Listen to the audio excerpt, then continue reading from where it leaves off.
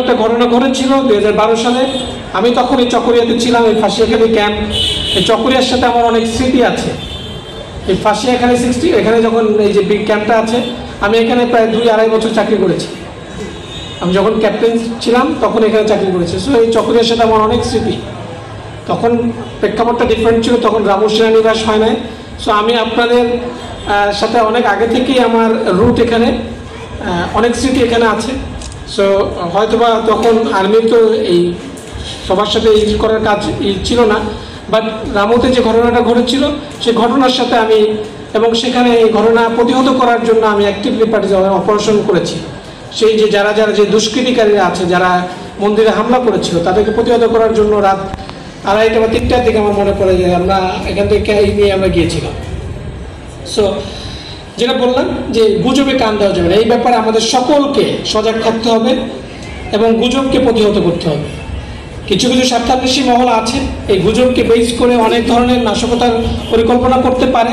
আমাদের কাছে সুনির্দিষ্ট কোনো তথ্য নাই, বাট যারা দুষ্ট প্রকৃতির লোক, যারা খারাপ, যারা চায় বাংলাদেশের ভালো চায় না, তারা অবশ্যই প্রত্যেকে বসে থাকতে পারে।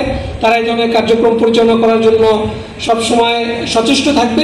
বাট আমরা যদি সবাই এক থাকি, আমাদের উদ্দেশ্য যদি সফল থাকে, তাদের এই অসৎ উদ্দেশ্য কোনোভাবেই সফলকাম হবে না।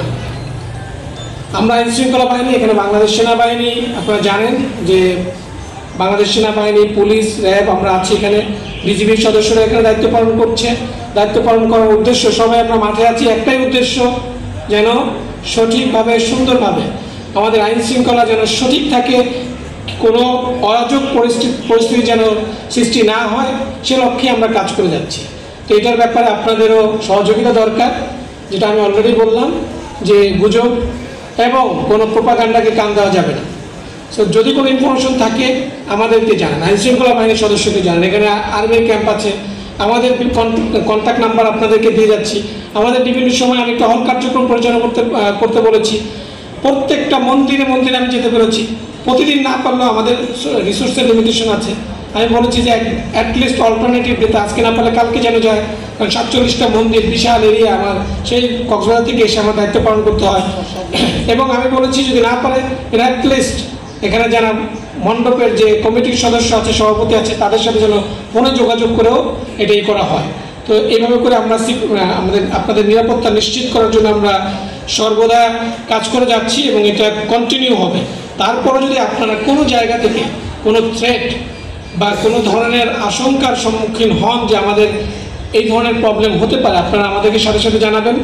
আমরা এটার আমাদের সামর্থ্য অনুযায়ী, আমাদের রিসোর্স ক্যাপাবিলিটি অনুযায়ী আমরা আপনাদের সহযোগিতা আমরা এগিয়ে আসবো ইনশাল্লাহ।